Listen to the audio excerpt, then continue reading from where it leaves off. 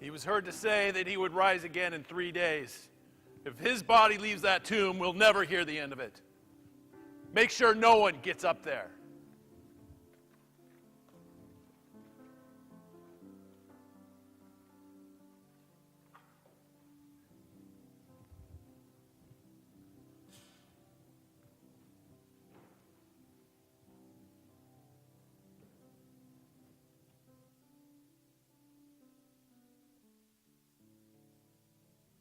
I am not the villain here.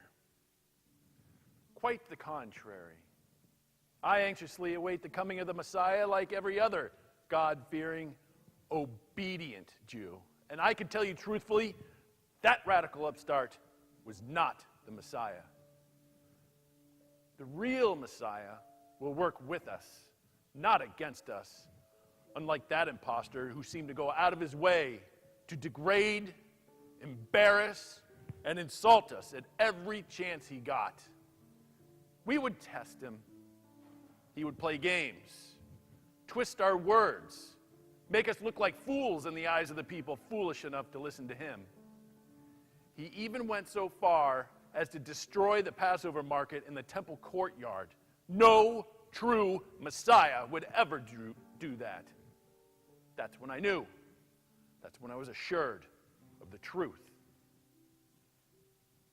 Of course, he was knowledgeable and charismatic like all false messiahs, but he perverted the Holy Scriptures, and I am convinced that his power did not come from God, and that means if he had any power at all, he was probably in league with Satan himself.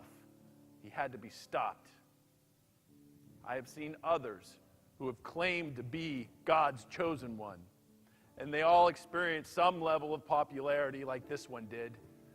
But unlike the others, he flaunted his associations with the likes of tax collectors, Gentiles, prostitutes, and beggars. He even healed on the Sabbath and boasted that he could forgive sins. What insolence! What insanity!